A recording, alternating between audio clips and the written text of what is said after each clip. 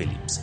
Kawachako en migao mar somo chano toko duol mandiko jopuonj TSC mar manyo jopuonj madhi puonjo kit somo mapok oyudne gi jopuonj kaka woodwork, metal e kind mamoko.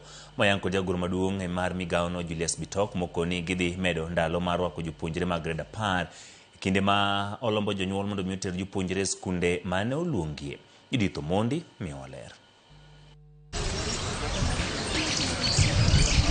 Endalo marang'wen mar rwako jopuonjre mag gred mar 10 e skunde mag senior, jagoro maduong' mar migao mar somo Profesa Julius Bitok otimo limbe e skunde ma opogore e kaunti ma Kiambu mar rango kaka chenro dhi nyime. Bitok oyango ni ripot mar migao mar somo yango ni skunde mathoth mag cluster 1 kod 2 oserwako 90% mag jopuonjre ka koro kwayo jopuonjre mane oluongi e cluster 4 mondo donji e skunde. Oyango ni gichano medo ndalo mar riwruok kod skunde. We have been discussing in the ministry and we are thinking of actually extending the deadline a little bit to accommodate those who come in late, and consultations are still there, but we are hoping that the minister will be able to give a clear position of the government on this particular issue.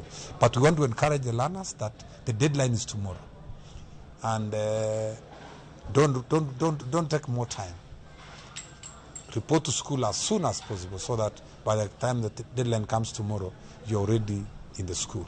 Kata kamano oseyo weche malandore ni moko kuom jopuonjre onge skunde ka okoni jopuonjre duto nyicha oketi e skunde mag senior secondary. We are telling our schools, let us get ready for our grade 10 students, let us admit, and I'm asking schools and our field officers, let us even utilize the weekends, Saturday, Sunday, to be able to ensure that we take as many of our students as possible. Our expectation is that we shall have 100% transition because we have enough spaces in grade 10 senior school to take all the learners. E weche ma otenore kod jopuonj mag kit somo moko ma onge e senior secondary, Bitoko ni gisechako twak kod duol mandiko jopuonj TSC mondo many jopuonj man kod lony e kit somo kaka woodwork, metalwork kod dhok mamoko manyicha onge 844.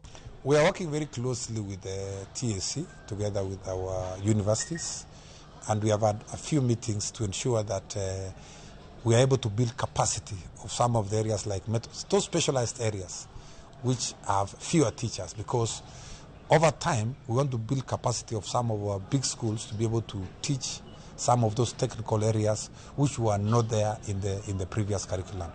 We are doing everything possible, but I want to assure you that we have been able to retool 229,000 teachers to support competence-based education. So majority of the teachers are trained, but there are those areas which need specializations, like for example metalwork, woodwork, Chinese language, some Hindu trade, those kind of things.